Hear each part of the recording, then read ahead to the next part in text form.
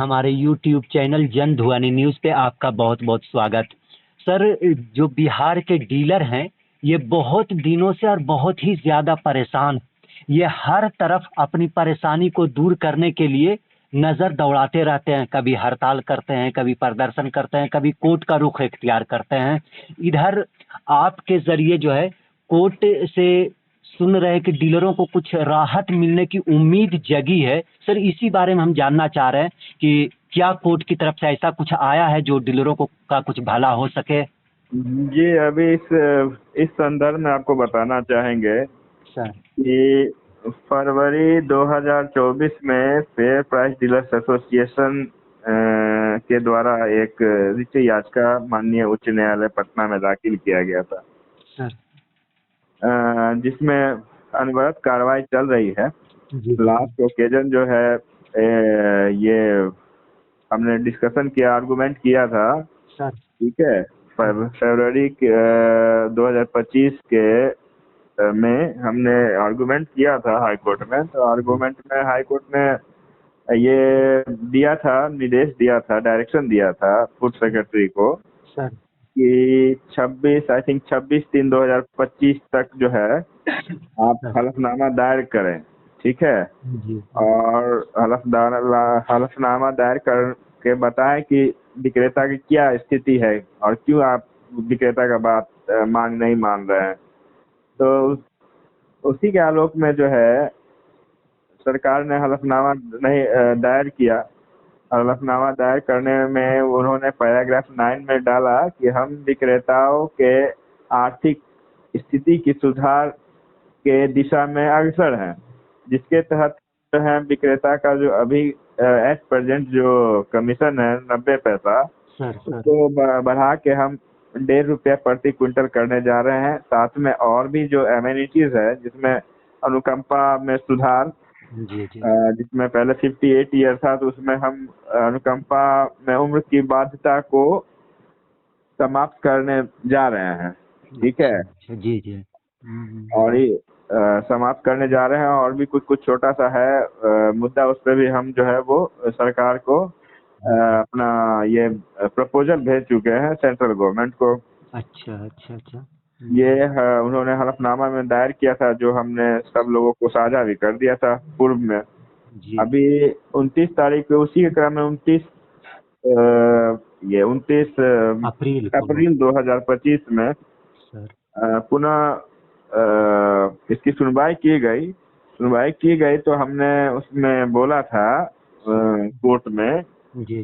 कि last occasion जो है कोर्ट का आदेश आया था, जिसके आदेश के आलोक में हमने संगठन की तरफ से इनको खाद्य सचिव को हमने रिप्रेजेंटेशन दिया। उस रिप्रेजेंटेशन पे अभी तक इनके द्वारा संज्ञान नहीं लिया है, जिसके तहत हमको सरकारी सेवक घोषित करने की मांग हमने दिया था।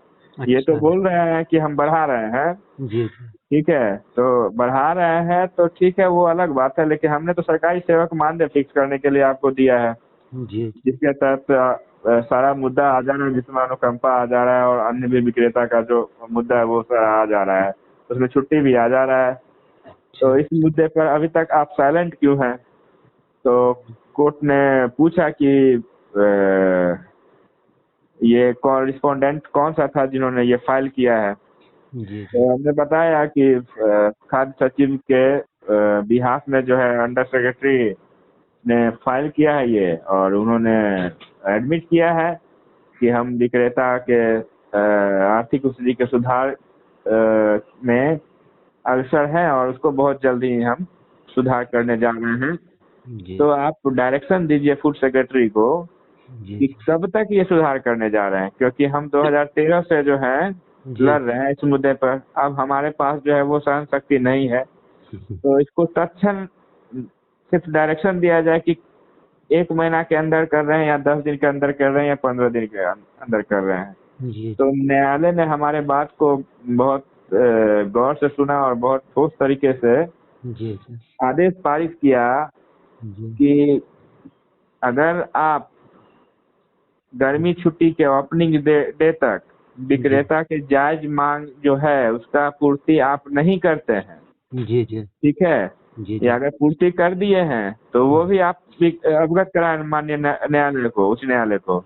जी जी। अन्यथा 25 तारीख तक अगर आप नहीं किए होंगे तो 26 तारीख को जो है हम यहाँ से कोर्ट से डायरेक्शन दे देंगे। तो इस अच्छा। स्थिति में क्या होगा ना जी कि जी इस स्थिति में क्या है कि विक्रेता का मांग जो है वो पूरा होगा, साथ में साथ सरकार का बेइज्जत भी होगा कि क्योंकि कोर्ट तो डायरेक्शन देता है ना, डायरेक्शन दे बिल्कुल। सकता है, लेकिन अगर ऑर्डर दे देगा तो जी राज्य सरकार का तो मिट्टी पलिश हो जाएगा ना, कि बिल्कुल वो बिल्कुल। बोलेगा कि आपको काम करने लायक नहीं है, कि जी हमको डायरेक्ट देना पड़ रहा है।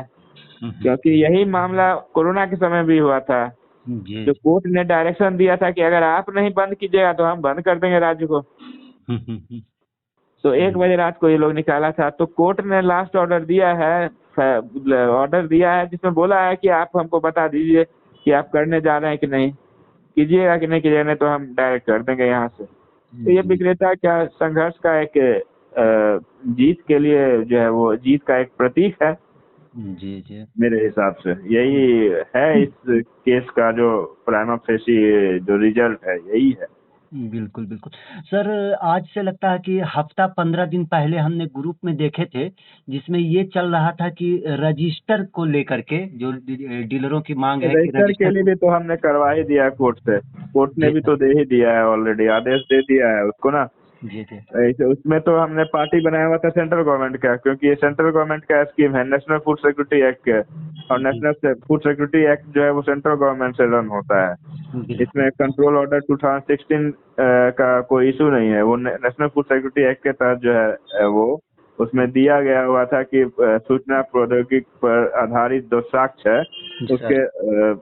उसके आधार पर जो है वो बिहार सरकार काम करे, और कंट्रोल ऑर्डर 2024 में इसको जी, अमेंडमेंट किया गया था। तो यही हमने न्यायालय को बताया भी जी, कि 2024 में अमेंडमेंट हुआ है और सेंट्रल गवर्नमेंट ने जब डायरेक्शन दे दिया है, जी, जी, ठीक है, तो नेशनल फूड सिक्योरिटी एक्ट का सेक्शन 38 बताता है कि डायरेक्शन को जो है ना उसको पालन करना है राज्य सरकार को। तो अभी तक राज्य सरकार पालन नहीं किया है, तो जी, इसको जो है ब्लॉट आउट किया जाए, मतलब इसको विलुप्त करके जो है इलेक्ट्रॉनिक माध्यम मतलब ई पॉस के अंतर्गत जो है स्टॉक रजिस्टर, सेल रजिस्टर और अन्य जो भी रिकॉर्ड मेंटेन करने का जो सवाल है वो ई पॉस के थ्रू करवाया जाए। तो इस पे कोर्ट ने स्पष्ट आदेश कर दिया है कि ई पॉस के थ्रू ही जो है वो जी, जी, क्या कहते हैं स्टॉक, ई पॉस में जो प्रदर्शित स्टॉक है जी, जी, या फिर आपका सेल है जी, उसी को मान्य किया जाए। यही तो डायरेक्शन सेक्रेटरी को दिया है, वो तो हो गया, उसका 15 दिन तो करीब हो चुका है उसका। जी, जी, बिल्कुल, बिल्कुल। तो मतलब एक तरह से ये कहा जा सकता है कि डीलरों का अब आहिस्ता-आहिस्ता ही सही, लेकिन बेहतर रास्ता, बेहतर पल जो है वो आना शुरू हो गया है। क्योंकि अभी तो और भी आप कोर्ट में बहुत सारे मामले पे बहस करेंगे ही, जिरह करेंगे ही। अभी तो फैसला आया नहीं, इसलिए उम्मीद है कि आगे चल कर के डीलरों के लिए और बेहतर होगा ही। आपका बहुत-बहुत शुक्रिया सर हमारे यूट्यूब चैनल पर आने के लिए, देखिए एक हमारे चीज और साथ। बता दे रहे हैं, एक बात और आपको बता रहे हैं कि सर। देखिए विक्रेता का सारा काम जो है ना वो कोर्ट के माध्यम से हमने करवाया है। आप जी, याद रखिए कि 2021 में हमने एक याचिका दायर किया था जिसमें विक्रेता का 3,858 करोड़ 48 लाख समथिंग रुपया जो है वो मार्जिन मनी बाकी था, जी, जी, ठीक है।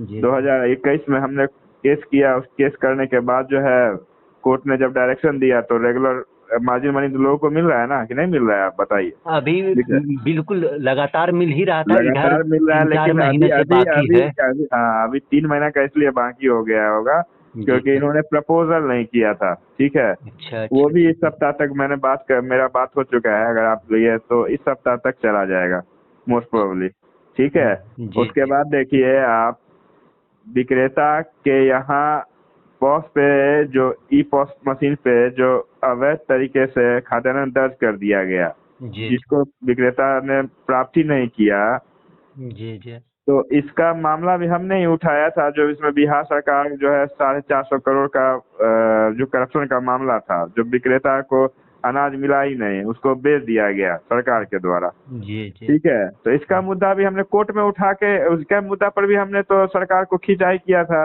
उसके बाद अच्छा। विक्रेता के ई पॉस मशीन से जी जी। 4218 विक्रेता की ई पॉस मशीन से हटाया गया कि नहीं हटाया गया, जी बिल्कुल। जिसके यहाँ जेन्युइन चरा गलत चरा हुआ था। बिल्कुल बिल्कुल। उसके बाद आप देखिए जी सर। कि सरकारी सेवक के लिए जो है कोर्ट के माध्यम से ही हो रहा है, या मानदेय के लिए कोर्ट के माध्यम से ही हो रहा है। हो जी रहा है कि नहीं हो रहा है? बिल्कुल बिल्कुल। उसके बाद देखिए कि ई पास और ये फिजिकल स्टॉक रखने के लिए या हटाने के लिए जी हमने माननीय उच्च न्यायालय में ही रिट याचिका दाखिल किया, और उसके बाद ही याचिका के दाखिल करने के बाद ही न्यायालय ने ये फैसला दिया कि भाई इसको हटाइए।